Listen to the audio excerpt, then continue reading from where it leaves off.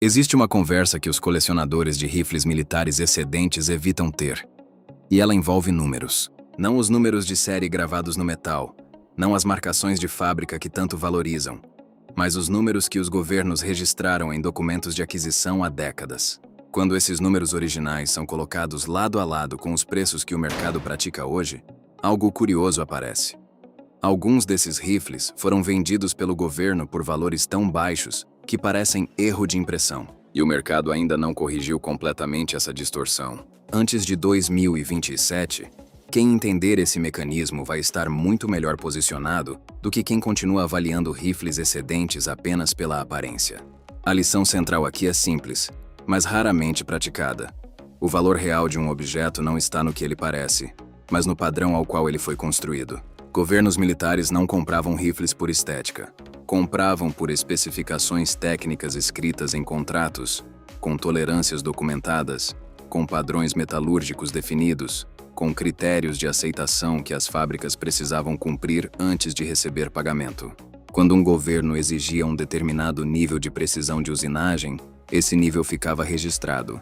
E esses registros ainda existem. A questão é: quantos colecionadores foram ler esses documentos antes de decidir o que comprar?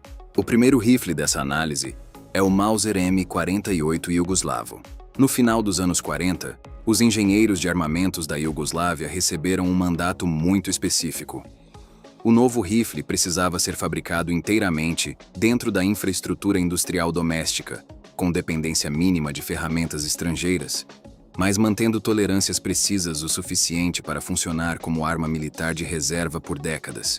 Esse mandato, produção doméstica, tolerâncias rígidas, longevidade de serviço prolongada, guiou cada decisão de projeto. O resultado foi um rifle de ferrolho no padrão Mauser, camarado em 7,92 por 57 mm, com cano de 58,9 cm, comprimento total de 110,6 cm e peso de pouco mais de 3,8 kg. A Zastava, o arsenal estatal encarregado da produção, fabricou esses rifles a um custo documentado que, ajustado para a época, os colocava entre as aquisições de armas militares mais econômicas do período pós-guerra. As estimativas apontam para algo entre 30 e 50 dólares equivalentes por unidade, em moeda iugoslava da época. Hoje, no mercado civil de excedentes, um M48 com números combinando em muito bom estado é encontrado entre 350 e 600 dólares, dependendo dos carimbos do importador e da condição do estoque. O ensinamento aqui é sobre longevidade planejada. Esse rifle foi construído para durar mais do que o governo que o encomendou. E foi exatamente o que aconteceu. A Iugoslávia não existe mais. O rifle ainda existe, ainda funciona, ainda mantém as tolerâncias que o contrato exigiu. Quando um objeto é projetado com esse nível de comprometimento com a durabilidade, o mercado eventualmente reconhece isso. O problema é que o mercado tende a demorar, e quem entende o registro de engenharia chega antes. O segundo rifle é o SKS soviético. A maioria das pessoas que manuseia esse rifle comenta sobre como ele parece sólido, denso, bem construído. E quase todas explicam essa sensação de forma equivocada. O que estão sentindo não é uma impressão subjetiva. É o resultado direto de uma especificação de fabricação que os documentos de aquisição soviéticos exigiam. Cada SKS produzido nas fábricas de Tula e Izhevsk precisava atender a um padrão de dureza do receptor e tolerância de usinagem que estava escrito no contrato como condição de aceitação, não como aspiração de qualidade. A solidez não foi um acidente, foi um resultado documentado.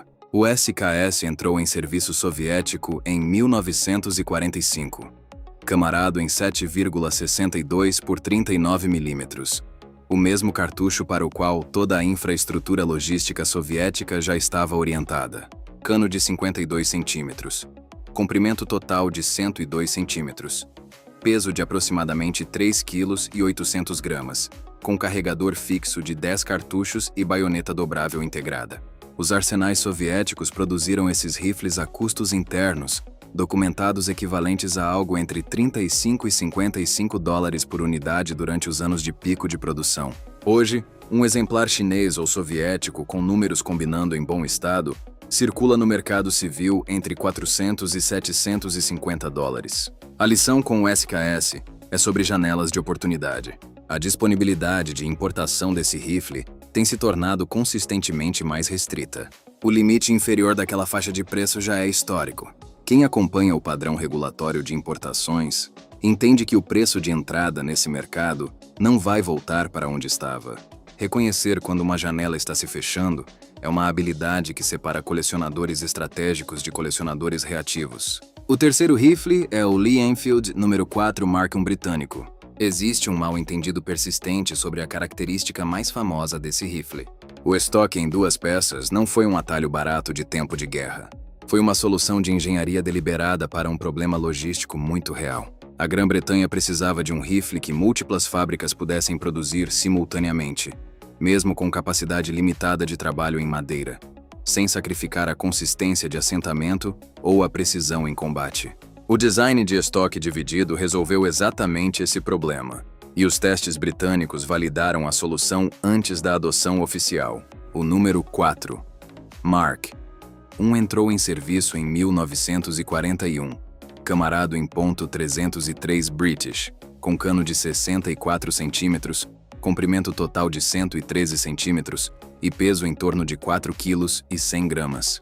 O ferrolho de fechamento no avanço, frequentemente criticado por colecionadores modernos, foi descrito nos documentos originais de engenharia como um sistema de fabricação mais rápido e simples, otimizado para velocidade de produção em tempo de guerra e confiabilidade em condições adversas. A produção passou por fábricas britânicas como a BSA, pela Savage Arms nos Estados Unidos sob o programa Lend-Lease e pela Long Branch no Canadá. Os custos de aquisição em tempo de guerra ficaram em média entre 8 e 12 libras por rifle, equivalentes a algo entre 45 e 65 dólares da época. Hoje, rifles utilizáveis do número 4 Mark I são encontrados entre 400 e 800 dólares. O ensinamento com o Lee Enfield é sobre como a engenharia de guerra revela prioridades reais. Quando um governo está em conflito e precisa armar milhões de soldados rapidamente, as decisões de projeto se tornam brutalmente honestas. Não há espaço para ornamento. Cada escolha precisa justificar sua existência em termos de desempenho, produtibilidade e confiabilidade. O estoque em 2 peças não é uma fraqueza. É evidência de pensamento sistêmico aplicado sob pressão extrema. O quarto rifle é o K-31 suíço. O mercado tratou esse rifle como mais um ferrolho excedente comum. O registro de engenharia conta uma história diferente. O contrato original de aquisição federal suíço exigia que cada rifle aceito atendesse a padrões rígidos de precisão a 300 metros. E a ação de puxada reta não foi escolhida por tradição. Foi escolhida porque o sistema Schmidt-Rubin conseguia entregar o tempo de fechamento e a consistência de gatilho que o exército suíço exigia em escala de produção. O K-31 entrou em serviço em 1931, camarado em 7,5 por 55 milímetros suíços, com cano de 65,3 centímetros, construído em torno de uma especificação de raiamento muito específica, uma taxa de torção de 1 em 26,9 centímetros. Esse número veio diretamente do contrato original de aquisição suíço, e é o detalhe de engenharia que explica a lendária reputação de precisão do rifle. Combinado com a munição GP-11 de 174 grãos para a qual o rifle foi projetado, o sistema entregava consistentemente um desempenho que a maioria dos rifles militares da época simplesmente não conseguia igualar. Os custos de aquisição suíços durante os anos 30 ficaram em média entre 105 e 120 francos suíços por rifle. Hoje, K-31, com números combinando em excelente condição, são encontrados entre 500 e 900 dólares, enquanto a munição GP-11, excedente autêntica, se torna cada vez mais escassa à medida que os estoques militares suíços desaparecem. O ensinamento aqui é sobre especificidade. A taxa de torção de 1 em 26,9 centímetros não é um detalhe aleatório. É a razão documentada pela qual esse rifle acerta onde outros erram. Entender o porquê por trás de um número técnico é o que separa um colecionador informado de alguém que apenas compra pelo visual.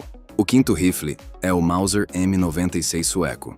O registro de aquisição do governo sueco para o M96 documenta algo que a maioria das discussões sobre excedentes trata como incidental: a especificação do aço do cano.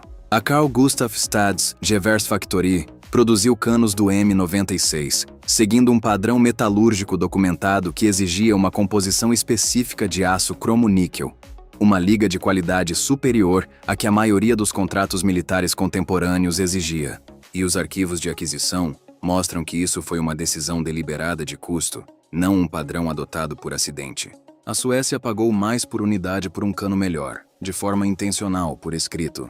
O M96 entrou em serviço sueco em 1896, camarado em 6,5 por 55 mm sueco, um cartucho cujo recuo suave e alta densidade seccional o Comitê de Aquisição selecionou especificamente pelo efeito na precisão do atirador em fogo sustentado. O cano de 73,6 cm, o estoque de comprimento total e o peso total de aproximadamente 3,9 kg foram todos especificados no contrato original. Os arsenais estatais suecos produziram esses rifles a custos de aquisição de aproximadamente 40 a 55 coroas suecas por unidade nas rodadas de produção do final do século XIX e início do século XX, equivalentes a um prêmio significativo sobre os contratos padrão de rifles militares da mesma época. Hoje, um M96 com números combinando em excelente condição,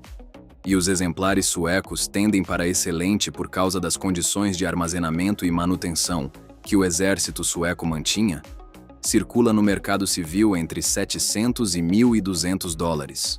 A lição com o M96 é sobre o custo da qualidade como investimento. Quando um governo decide conscientemente pagar mais por um material melhor e documenta essa decisão, está essencialmente deixando um registro para o futuro. Esse registro diz: sabíamos que isso custaria mais, e escolhemos pagar de qualquer forma porque o padrão superior justificava o investimento. O mercado eventualmente lê esse registro, mesmo que leve décadas. O primeiro rifle da lista é o M1 Garand americano, e a história por trás dele é a mais documentada e diretamente relevante para o valor de mercado atual de qualquer rifle nessa categoria. No pico da produção em tempo de guerra, o governo dos Estados Unidos pagou aproximadamente 85 dólares por unidade pelo M1 Garand, um valor documentado nos registros da Springfield Armory.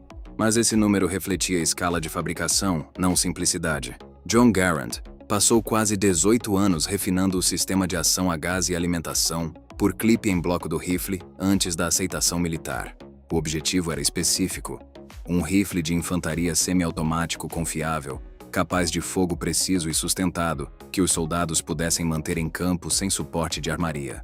Tudo no Garand respondeu a esse requisito. O cano de 61 cm camarado, em ponto .30-0, 6 Springfield, o peso em serviço de 4 kg e 300 gramas, as tolerâncias do sistema de gás e a geometria do grupo de gatilho foram todos projetados para durabilidade em combate e eficiência operacional, não para atalhos de produção. E o mercado eventualmente reconheceu isso.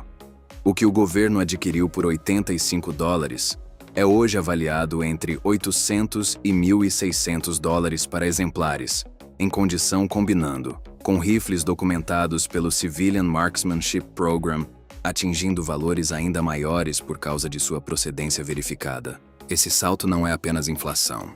É o mercado civil finalmente lendo o registro de engenharia e percebendo que o rifle sempre valeu mais do que o preço original de aquisição sugeria. A Springfield Armory, a Winchester, a International Harvester e outros fabricantes licenciados construíram rifles seguindo as mesmas especificações contratuais exigentes. Desempenho primeiro, custo depois.